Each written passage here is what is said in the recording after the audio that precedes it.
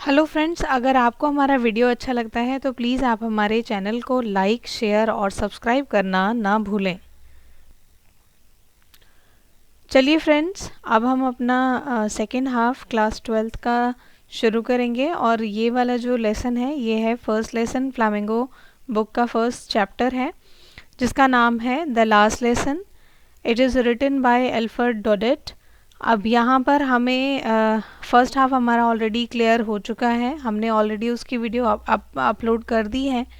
जो second half है उसका आज हम उस चैप्टर को अच्छे से पढ़ेंगे और साथ ही साथ फर्स्ट वीडियो का जो फर्स्ट हाफ है उसका डिस्क्रिप्शन बॉक्स में मैंने मेंशन कर दिया है, आप वहाँ जाके देख सकते हैं। क्लास 11 की वीडियोस भी आप वहाँ जाके देख सकते हैं। साथ ही साथ जो स्टूडेंट्स सीटेट की तैयारी कर रहे हैं उनका हिस्ट्री का सारा जो सेगमेंट है, मतलब हिस्ट्री क्लास 6 से लेकर class 8 purely based on NCERT, वो भी ऑलरेडी अपडेटेड है। आप वृद्धि चैनल पर जाकर उन सभी वीडियोस को देख सकते हैं और प्लीज़ लाइक, शेयर और सब्सक्राइब करना ना भूलें। चलिए शुरू करते हैं। जैसे ही फ्रेंड्स को पता चलता है कि आज उसका फ्रेंच लैंग्वेज का आखिरी लेसन है जो उसके टीचर एम हेमल बताते हैं, ये सुनकर फ्रेंच मानो जैसे बहुत थंडर क्लैप होता है उसके साथ, मतलब वो बिल्कुल बहुत ज़्यादा सुनकर अमेज्ड सा हो जाता है, उसे बहुत अचंभित हो जाता है सारी बातें सुनकर। आगे उसे लगता है, oh how sorry I was for not learning my lessons, for seeking bird ages or going sliding on the Saar। French को बहुत फील होता है, उसको लगता है कि मैंने कितना बहुत अजीब सा फील करता है वो, क्योंकि वो अक्सर अपने टाइम को वेस्ट करता है बर्ड एग्स को देखने में, साथ ही साथ स्लाइडिंग करने में, सार पर स्लाइडिंग करने में। सार kind be a place where you can slide smoothly, एक ऐसी जगह जहाँ पर आप स्लाइड कर सकते हो स्मूथली। यानी जो फ्रेंच है वो अपने लेसन्स पर ध्यान नहीं देता है, वो बाहर की ज़्यादा चीज़ों को देखकर एट्रैक्ट होता है। तो अभी जो फ्रेंच है वो इन सभी चीज़ों को फील करके बहुत सॉरी महसूस कर रहा है। My books that had seemed such a nuisance a while ago, so heavy to carry my grammar and my history of the saints. और ये जो बुक्स थी जो अभी जस्ट थोड़े देर पहले, ये जितनी भी बुक्स थी ये बहुत न्यूजेंस लग रही थी, यानी इसका मतलब होता है डिसएग्रेबल, यानी ऐसी चीज़ जिसको देखना अच्छा नहीं लग रहा है, जो बहुत बुरी लग रही हैं। उसकी जो बुक्स हैं जो थोड़ी देर पहले उसे बहुत बुरी लग रही थी और बहुत भारी लग रही थी, क्योंकि वो उसे उठाना, उसका वज़न उठाना बहुत भारी सा लग रहा था। माई ग्रामर, उसकी व्याकरण की book, and my history of sense, और जो भी उसकी हिस्ट्री की बुक्स, ये सारी जो किताबें थी जो अभी तक जिसका बोझ उसे बहुत ज़्यादा लग रहा था, ये सारी की सारी किताबें न जाने क्यों इतना शब्द सुनने के बाद कि आज उसका फ्रेंच लैंग्वेज का आखिरी लेसन है, वर ओल्ड फ्रेंड नाउ, ऐसा लगा ये सारी बुक्स जो अभी तक बोझ थी वो उसकी फ्रेंड बन चुकी हैं। That I could not give up, मैं इन्हें नहीं छोड़ सकता, मतलब मैं इन बुक्स को अब नहीं छोड़ सकता। ये सारी की सारी बुक्स ऐसी लग रही हैं जैसे ये सब मेरी फ्रेंड हों। एंड एम हेमल टू, और यहाँ पर जो टीचर हैं एम हेमल, ये भी, क्योंकि इससे पहले जब हम बिगिनिंग के चैप्टर में थे तो अक्सर क्लासेस जो थी, क्लासेस में फ्रेंड लेट आते थे और साथ ही साथ वो अपना टाइम बाहर की चीज़ों को लेकर बहुत ज़्यादा एट्रैक्टिव हो जाया करते थे, लेकिन क्लास में देर से आते थे। लेकिन अभी ये जो एम हेमल टीचर हैं ये भी बहुत ज़्यादा फ्रेंड, मतलब बहुत ज़्यादा अपने से लग रहे हैं। इनको मतलब इनकी टीचिंग को, इनको छोड़ने का मन फ्रेंच का नहीं है।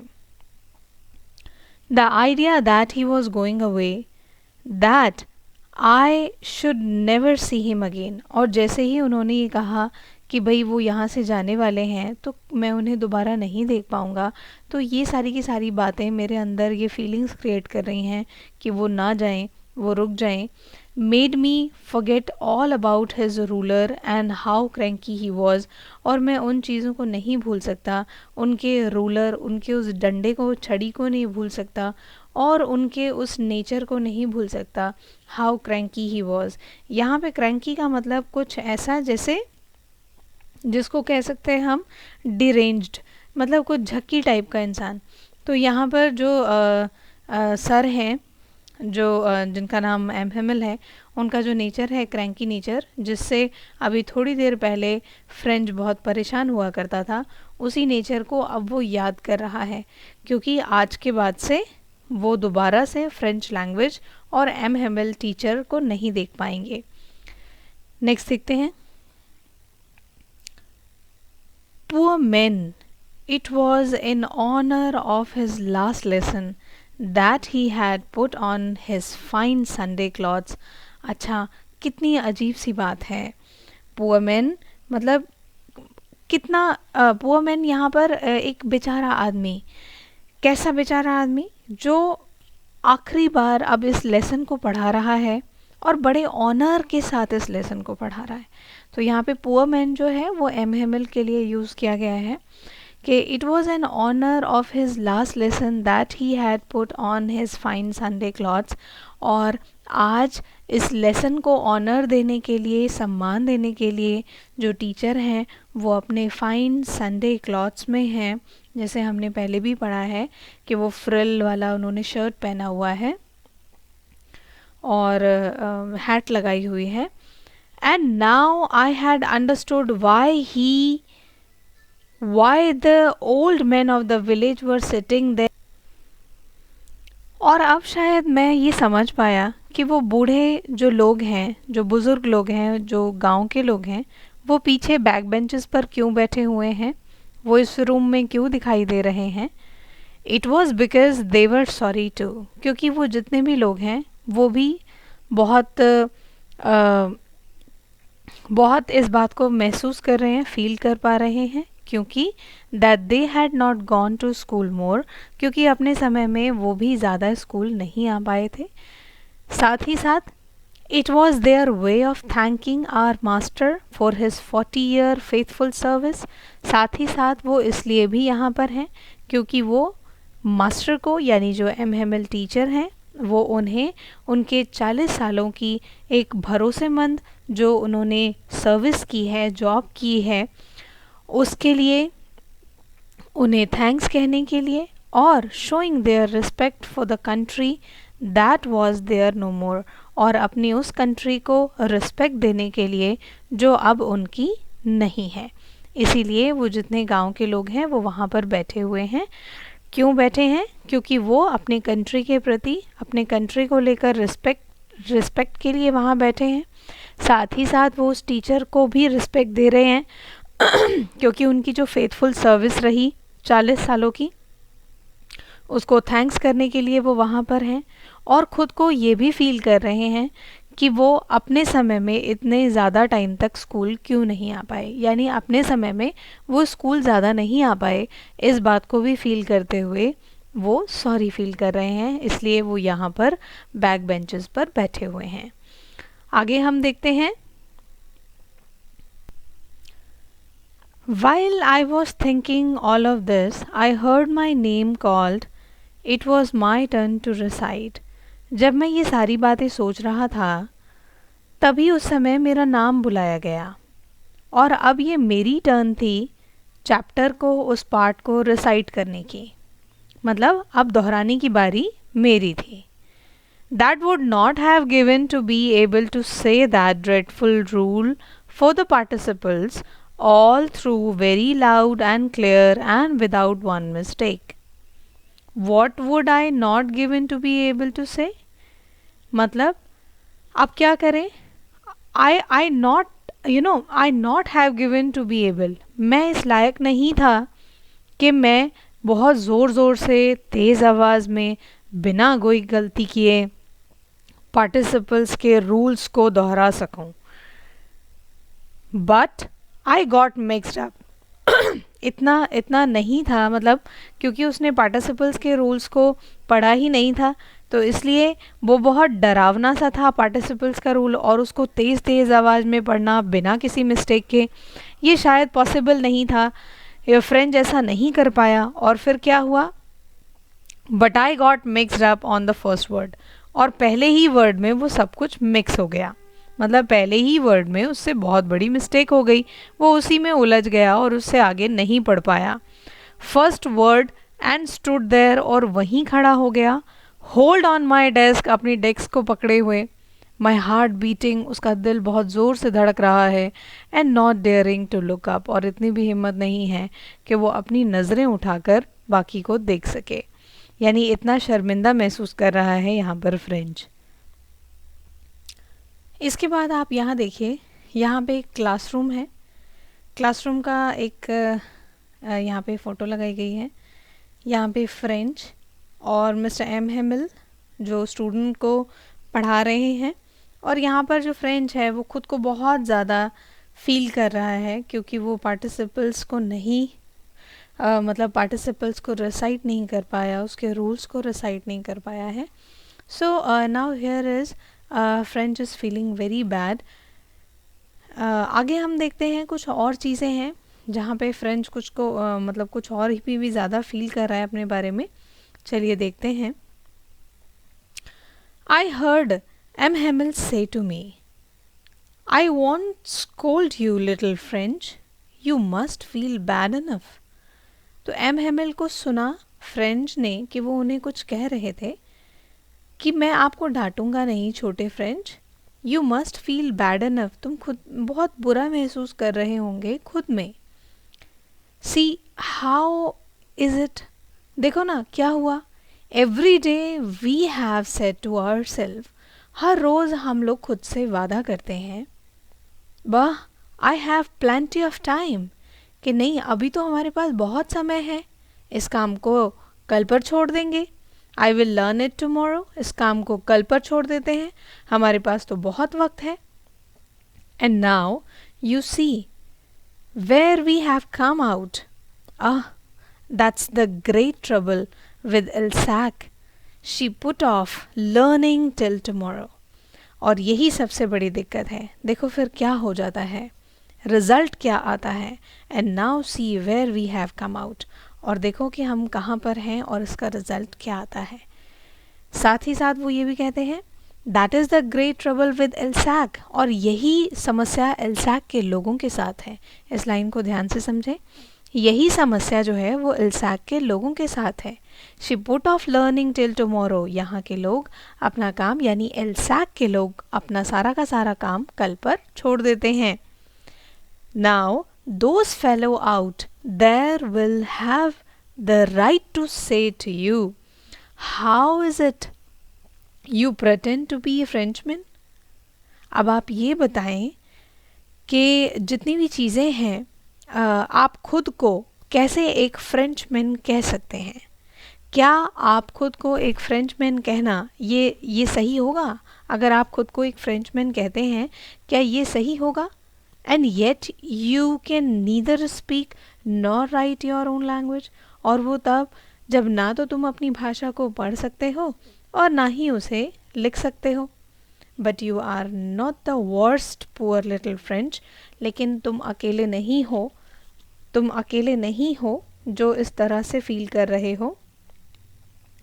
तुम अकेले नहीं हो और ना ही तुम अकेले इस चीज़ के लिए खुद को दोषी मानो.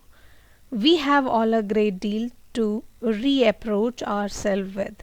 हम सभी कहीं ना कहीं अपने तरीके से अपने आप को इस तरह से फील करते हैं. मतलब हम कहीं ना कहीं मिस्टेक्स करते हैं और फिर हम खुद को उन बातों को लेकर फील करते हैं. तो इसमें तुम खुद अकेले इन बातों का बुरा नहीं मानो, तुम खुद अपने आप को दोषी मत ठहराओ. कहीं ना कहीं सभी लोग इसे रीअप्रोच करते हैं, मतलब कहीं ना कहीं सारे के सारे लोग मिलकर इस चीज़ को फील करते हैं क्योंकि वो मिस्टेक कर चुके होते हैं. Your parents were not anxious enough to have you learn. They prefer to put you to work on a farm or at the meals. अब ये बताओ फ्रेंच, तुम्हारे पेरेंट्स तुम्हारी पढ़ाई को लेकर इतने ज़्यादा क्यूरियस नहीं है तुम्हारी पढ़ाई को लेकर. वो ये प्रेफर करते हैं कि तुम किसी खेत में किसी फार्म में जाकर वहाँ पर काम करो. So as to have a little more money, और जब तुम ऐसा करोगे तो कुछ ना कुछ पैसे ही बनेंगे। एंड, और साथ ही साथ जो MML है वो खुद के बारे में भी बोलते हैं, and I have been to blame also, मैं भी तो मतलब मैं भी इन सभी चीज़ों के लिए जिम्मेदार हूँ। Have I not often sent you to water my flower instead of learning your lesson, क्या ऐसा नहीं हुआ कि मैंने तुम्हें लेसन्स पढ़ाने की बजाय तुम्हें भेज दिया कि तुम मेरे फ्लावर्स को पानी दो, तुम मेरे फ्लावर्स को वाटर करो, वाटरिंग करो, ऐसा क्या मैंने नहीं किया? ऐसा मैंने भी तो किया। साथ ही साथ, and when I wanted to go fishing, और जब मुझे फिशिंग के लिए जाना होता था, मछली पकड़ने के लिए जाना होता था, did I not just give you a holiday, तो क्या मैंने उस वक्त आप सबको हॉलीडे नहीं दिया? तो इस चीज़ के लिए सिर्फ तुम्हारे पेरेंट्स पर ही ब्लेम नहीं है, मैं भी कहीं ना कहीं मैं भी इन चीज़ों के लिए ज़िम्मेदार हूँ, क्योंकि जब भी मुझे फ़िशिंग करने के लिए जाना होता था, जब भी मुझे पौधों को पानी देना होता था, तो अक्सर मैं तुम्हारे लेसन्स में मुझसे मिस हो जाया करते थे। तो यहाँ पे जो टीचर हैं वो खुद को भी ब्लेम कर रहे हैं। आगे देखते हैं। Then from one thing to another, M. Hamel went on to talk of the French language, saying that, और यहाँ पर ही M. Hamel ख़त्म नहीं होते, वो कुछ और भी आगे बोलते हैं। इससे आगे M. Hamel और बातें करने लगे फ्रेंच लैंग्वेज के बारे में, और उन्होंने कहा it was the most beautiful language in the world, कि फ्रेंच लैंग्वेज दुनिया की सबसे खूबसूरत भाषा है। The clearest, the most logical, that we must guard it among us and never forget it. और कैसी भाषा है? बहुत ही ज़्यादा स्पष्ट है, बहुत ज़्यादा लॉजिकल है, और कभी भी हमें इसे भूलना नहीं चाहिए, और हमेशा we must guard it, इसको बचा कर रखना चाहिए और कभी भूलना नहीं चाहिए। Because when a people are enslaved, as long as they hold fast to their language, it is as if they had the key on their prison. क्योंकि अगर कोई भी इंसान कोई गुलाम है तो वो क्या करता है, वो ज़्यादा समय तक अपनी भाषा को संभाल कर रखता है, क्योंकि यही उसकी जो भाषा होती है वो मानो उसकी जेल की चाबी के जैसी होती है। यानी अगर कोई स्लेव है तो एक तरह से देखा जाए वो किसी न किसी बंधन में है, किसी न किसी जेल में ही है, उसे मानो कि वो कोई जेल में ही है। तो अगर कोई भी गुलाम है और वो किसी जेल में है या किसी गुलाम किसी ऐसे इन्वायरमेंट में है जहाँ पे उसका एक्सप्लॉयटेशन हो रहा है, उसे गुलाम बनाया जा रहा है, वो आज़ादी नहीं है उसके पास, लेकिन उसके पास अपने भाषा की आज़ादी है, उसके पास अपनी भाषा है, जिससे ये पता चलता है कि नहीं भाई वो इंसान उस जगह को बिलोंग करता है। तो यहाँ पर राइटर कहते हैं it is as if they had the key to their prison, कि अगर कोई किसी ने भी अपनी भाषा को संभाल कर रखा है तो वो बिल्कुल ऐसी ही है जैसे उसके जेल की चाबी हो। Then he opened a grammar and read us our lesson, और तब उन्होंने इन बातों को यहाँ पर ख़त्म किया और उन्होंने ग्रामर को ओपन किया और उसके बाद लेसन को पढ़ाना शुरू कर दिया, उसको रीड करना शुरू कर दिया। I was amazed to see how well I understood it, और उस दिन तो मुझे ऐसा लगा, यहाँ पर आए फ्रेंड्स के लिए है, उस दिन मुझे ऐसा लगा कि कितना अच्छे से मुझे ये चैप्टर, ये पार्ट समझ में आ रहा है। All he said seem so easy, जो भी वो कह रहे हैं, जो भी वो पढ़ा रहे हैं, वो बहुत ईजी समझ में आ रहा है, बहुत आसानी से समझ में आ रहा है, सो ईजी, बहुत आसानी से। I think to that I had never listened so carefully and that he had never explained everything with so much patience. तो मुझे ऐसा लगा कि शायद मैंने ही कभी बहुत ध्यान से उन्हें नहीं सुना, या फिर उन्होंने कभी इतने अच्छे से किसी पार्ट को या किसी चैप्टर को इतने पेशेंस से, इतने धैर्य से शायद नहीं पढ़ाया, या तो मैंने ही नहीं सुना। क्योंकि आज जो फ्रेंच जो भी सुन रहे हैं, जो उनके टीचर पढ़ा रहे हैं, वो उन्हें बहुत अच्छे से समझ में आ रहा है। चलिए देखते हैं next. It seemed almost as if the poor man wanted to give us all he knew before going away and to put it all into our heads at one stroke. क्या हुआ?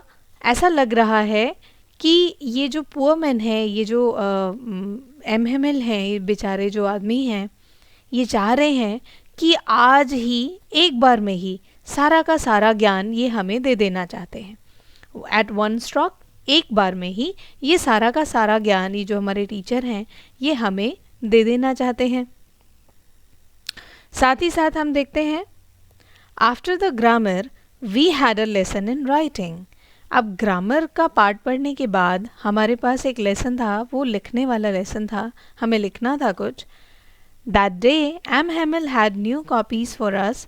और आज के दिन एम हेमिल हमारे लिए नई नई सी कॉपीज़ लेकर आए, जिस पर बड़ी खूबसूरती से लिखा हुआ था, written in a beautiful round hand, France Alsace, France Alsace, जिसमें बहुत अच्छे से लिखा हुआ था, बहुत खूबसूरती से गोल गोल तरीके से सुंदर सुंदर हैंड राइटिंग में लिखा हुआ था, France Alsace, France एल्साज.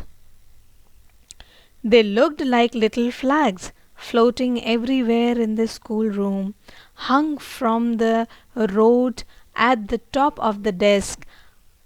You ought to have seen how everyone set to work and how quiet it was. अब ऐसा लग रहा था जो कॉपीज़ के ऊपर फ्रांस एल्साज जो लिखा हुआ था, वो ऐसा लग रहा था कि चारों तरफ पूरे स्कूल के रूम में एक एक फ्लैग से जैसा लग रहा था, जैसे छोटे छोटे जो फ्लैग्स हैं, छोटे छोटे झंडे के जैसा लग रहा था. सभी के डेस्क पर ऐसा लग रहा था कि ये झंडे से लहरा रहे हों. इतना शांत माहौल था, इतना शांत माहौल था कि सिर्फ काम करने की ही आवाज़ें आ रही थी. और काम करने की भी कैसे? The only sound was the scratching of the pen over the paper. कौन सा साउंड आ रहा था? पेपर के ऊपर जो पेन से लिखने का साउंड था, सिर्फ उसके स्क्रैच के साउंड आ रही थी. बाकी पूरी क्लास बहुत शांत थी और डेस्क के ऊपर ऐसा लग रहा था, वो कॉपीज़ ऐसी लग रही थी जैसे एक फ्लोटिंग फ्लैग हो. मतलब ऐसा लग रहा है जैसे जो फ्लैग है वो फ्लोट कर रहा हो. Once some beetle flew in. Nobody paid any attention to them. Not even the littlest one, who worked right on dressing their fish hook, as if that was French too. और साथ ही साथ उस class में एक छोटा सा एक बीटल की आवाज़, एक बीटल था, सभी जब लिख रहे थे पेंसिल के चलने की आवाज़ आ रही थी, तो एक छोटा सा बीटल अंदर आया, लेकिन किसी ने भी उस पर कोई ध्यान नहीं दिया. इतना ही नहीं, किसी ने थोड़ा सा भी ध्यान नहीं दिया, किसी छोटे बच्चे ने, किसी ने भी उस बात पर ध्यान नहीं दिया. साथ ही साथ, इतना ही नहीं, साथ ही साथ जो स्टूडेंट हैं वो कुछ काम कर रहे हैं, वो फिश हुक बना रहे हैं, ड्रॉ कर रहे हैं फिश हुक को, मछली के पकड़ने के लिए जो कांटे बनाते हैं, ऐसे कोई फिश हुक को वो बच्चे जो हैं ड्रॉ कर रहे हैं. किसी का भी ध्यान बीटल पर नहीं है. As if that was French too, ऐसा लग रहा है वो जो फिश हुक बना रहे हैं वो भी क्या फ्रांसीसी है? क्या वो फ्रांसीसी फिश हुक है जो बड़े तल्लीनता के साथ बच्चे उसे बना रहे हैं? सभी उस काम को कर रहे हैं और किसी का भी ध्यान उड़ते हुए बीटल पर नहीं है. आगे देखते हैं. One on the roof of pigeon cooed very low, and I thought to myself, will they make them sing in German, even the pigeons? अब क्या हुआ कि छत पर जो pigeons थे, कबूतर थे, उनकी आवाज़ें आ रही थी, उनकी कूड की आवाज़ें आ रही थी बहुत धीरे धीरे. तो मैंने अपने मन में सोचा, क्या इनको भी जर्मन में गाना सिखाएंगे? क्या कबूतरों को भी जर्मन में गाना सिखा देंगे क्या? ऐसा मेरे मन में, यानी फ्रेंच के मन में ऐसे विचार आ रहे थे. Whenever I looked up from my writing, I saw M. Hamill sitting motionless in his chair and gazing first at one thing. मैंने देखा, जब मैं अपना काम कर रहा था और मैंने नज़रें उठाकर ऊपर देखा, तो मैंने क्या देखा कि जो एम हेमल है वो अपनी चेयर पर बिल्कुल शांत बैठे हुए हैं और बहुत ध्यान से चीज़ों को देख रहे हैं, एक से दूसरी चीज़ों को बड़े ध्यान से देख रहे हैं. Then at another, as if he wanted to fix in his mind just how everything looked in that little school room. और शायद वो अपने दिमाग में इन सारी चीज़ों को बिठा लेना चाहते हैं कि स्कूल रूम में, इस छोटे से रूम में सारी चीज़ें कैसे रखी हुई हैं, कहाँ कहाँ हैं, कैसी दिख रही हैं, इन सभी चीज़ों को शायद वो अपने दिमाग में बिठा लेना चाहते हैं, इसीलिए बड़े ध्यान से एक जगह से दूसरी जगह देख रहे हैं. Fancy, for 40 years he had been there in the same place. आखिर बात भी तो बहुत डिफरेंट है. थोड़ा सा सोचने वाली बात है कि यहाँ पर उन्होंने अपने 40 साल गुजारे हैं. With his garden outside the window and his chair in front of him. Just like that, only the desk and benches had been worn smooth. और ये वही जगह है जहाँ पर उन्होंने अपनी ज़िंदगी के 40 साल गुजारे हैं. मतलब उनकी जहाँ क्लासेस होती हैं, जहाँ वो क्लास लेते हैं, उसके बाहर विंडो से बाहर की तरफ उनका गार्डन भी है. और गार्डन के अलावा ये डेस्क्स जो क्लासेस में हैं, ये डेस्क्स बहुत ज़्यादा स्मूथ हो चुकी हैं, बहुत ज़्यादा स्मूथ हो चुकी हैं, इनका सरफेस बहुत स्मूथ हो चुका है क्योंकि 40 साल स्टूडेंट्स यहाँ पर बैठ चुके हैं, यहाँ पर समय गुजार चुके हैं. तो ये सारी चीज़ें बहुत प्लेन हो चुकी हैं. डेस्क्स, बेंचेस बहुत स्मूथ हो चुके हैं. The walnut tree in the garden were taller. और जो वॉलनट का पेड़ है, जो अखरोट का पेड़ था, वो जो पेड़ है वो बहुत लंबा भी हो चुका है अब. एंड द हप विन, इसको ठीक से समझें. एंड द हप win that he had planted himself twin about the window to the roof. और साथ ही साथ जो हपविन है, जो एक स्टेम वाला पेड़ है जो उन्होंने लगाया है, और वो जो पेड़ है उसकी जो ट्वाइंड है, यानी उसकी जो टहनियाँ हैं, वो भी उसकी विंडो तक, यानी जहाँ पे वो रहते हैं उस विंडो तक, उस छत तक पहुँच चुकी हैं. इतना लंबा समय उन्होंने गुजार दिया है. How it must have broken his heart to leave it all. मतलब कितनी अजीब सी बात है.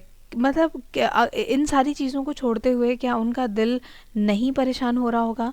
क्या उनका दिल कितना टूट चुका होगा? Poor man, to hear his sister moving about in the room above, packing their trunks. और साथ ही साथ ऊपर जो उनकी बहन है वो मूव कर रही हैं, उनकी आवाज़ें आ रही हैं क्योंकि वो जो ट्रंक्स हैं, जो बक्से हैं, उसमें पैकिंग कर रही हैं, सामान पैक कर रही हैं. For they must leave the country next day, क्योंकि उन्हें इस कंट्री को अगले दिन ही छोड़ना होगा. तो यहाँ पर हम देखते हैं कि कितने तरह की फीलिंग्स हैं जो मिस्टर एम हेमल सोच रहे हैं, और मिस्टर एम हेमल के अंदर वो सारी की सारी फीलिंग्स कैसे उभर रही है, क्योंकि 40 सालों तक उन्होंने यहाँ पर काम किया है. But he had the courage to hear every lesson to very last. After the writing, he had a lesson in history, and then the babies chanting their ba baby boo boo. Teacher के पास इतनी क्षमता थी, इतनी capacity थी कि वो सारे के सारे लेसन्स को लास्ट तक सुने. इसके बाद हमारा एक राइटिंग का काम था, और उसके बाद हमने हिस्ट्री का एक लेसन पढ़ा, और साथ ही साथ सभी जो बच्चे थे उन्होंने चैंट किया, उन्होंने दोहराया, बा बे बी बू बो, इन सब चीज़ों को दोहराया. उन सभी ने, छोटे बच्चों के जैसे सभी ने पढ़ाई की. और उसके बाद down there at the back of the room, old Hauser had put on his spectacles and holding his primer in the both hands spelled the letters with them.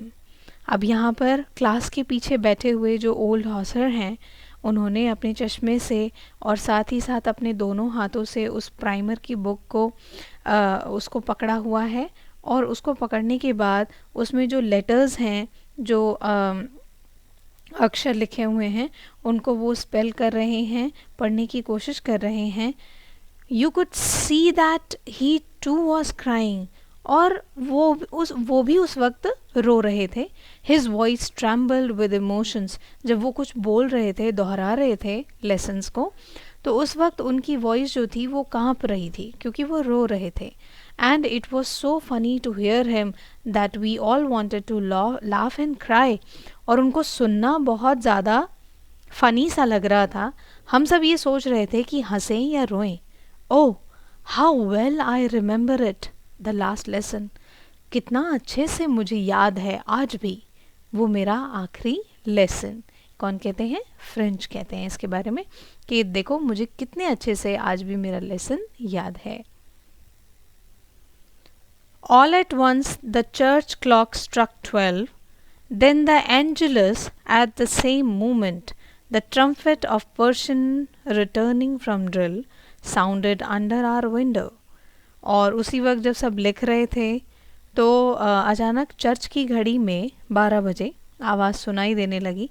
Church की घड़ी में 12 बजे. देन द एंजलस, और इसके बाद Angeles का मतलब होता है देवदूत वाला पार्ट. एंजलस, एंजल, एंजलस, देवदूत वाला पार्ट. इसके लिए चर्च की घड़ी में 12 बजे. At the same moment the trumpet of Persian returning from drill.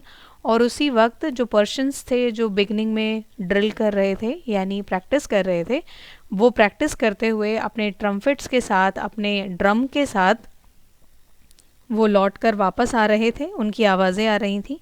Sounded under our window, और ये साउंड खिड़की से अंदर आ रही थी. M Hamel stood up very pale in his chair.